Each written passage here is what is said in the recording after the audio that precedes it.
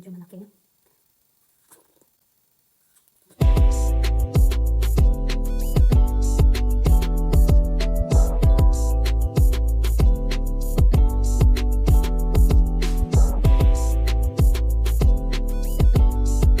Hello guys. Uy, you don't have clothes.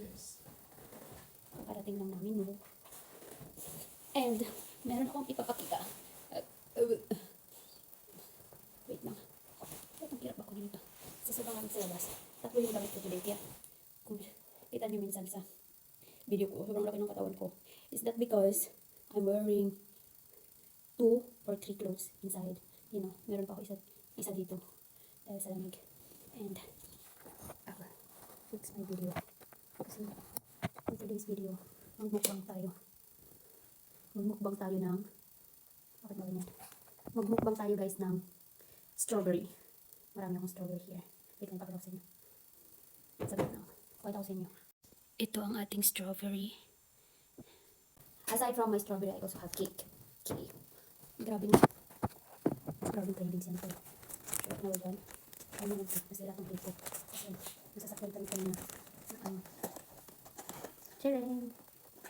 I want you to try this cake. Okay? I want you to try. Because I think this is also very sweet. You should want. Ito yung cake na. Kasi nag-cravings tayo ng cake. Ito. May strawberry din siya. Okay. Balik natin sa bagay. Kasi baka magkarat tayo dito. Eat the strawberry.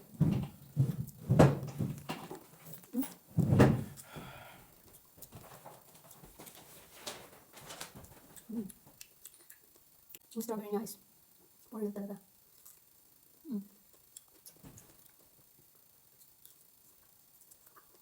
Bakla. Matamis yung strawberry nila. Meron tayo dito. Mukbang ng ising din ako. Hindi siya ganun ka-sweet.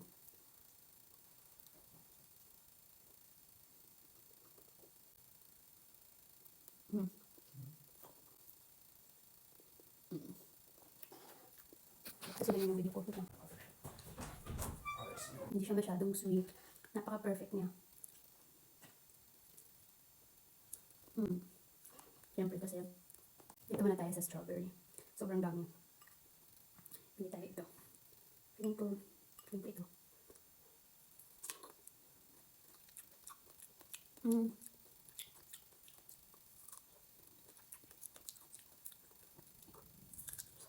Meron tayo dito medyo malaki.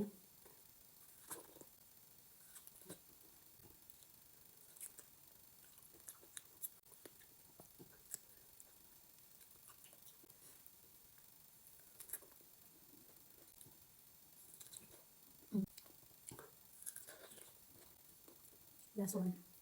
Kasi baka hindi good sa ating marami tayong kinakain ng ganito. Ito. Last bite.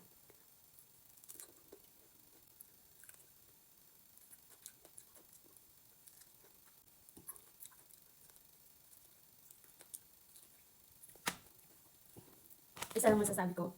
Hindi siya tulad ng strawberry sa Baguio na medyo maasim siya. Yung sa strawberry sa Baguio, di ba, medyo maasim yun. Dito hindi po.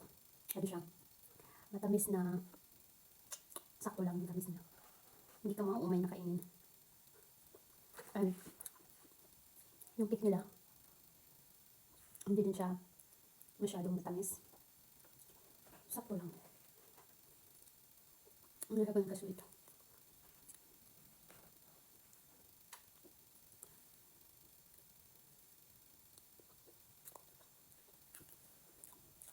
Nag-cravings lang kasi ako nito.